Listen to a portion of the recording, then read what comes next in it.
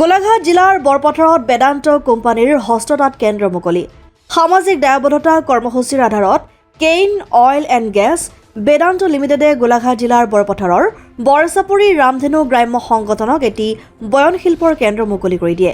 এই কাৰ্যসূচীৰ অন্তৰ্গত বৰচাপৰি ৰামধেনু গ্ৰাম্য সংগঠন কেন্দ্ৰটিত 3খন জাকাৰ্ড তাঁতশাল প্ৰদান কৰি শুভাৰম্ভ কৰে।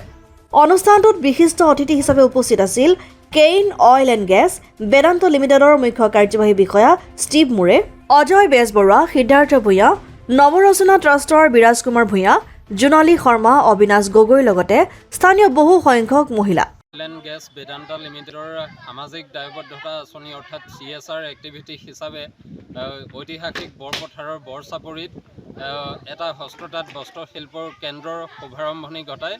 এই কাৰ্যসূচীত অংশগ্ৰহণ কৰে Kane oil and gas Vedanta লিমিটেডৰ CEO মহোদয়কে প্ৰমুখ্য কৰি বাকীসকল বিষয়ববীয়া উপস্থিত থাকে আৰু এই উপস্থিতিৰ জৰিয়তে এই অঞ্চলটোত মহিলাসকলৰ যি জীৱিকাৰ ক্ষেত্ৰত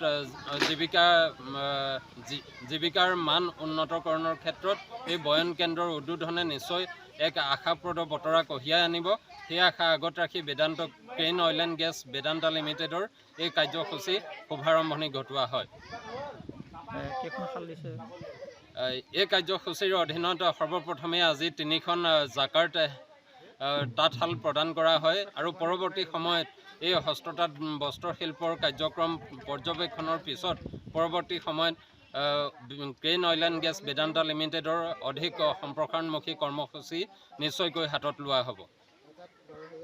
সৰুপথাৰৰ পৰা পৰাণ গোস্বামীৰ ৰিপৰ্ট, অসম আদিত্য।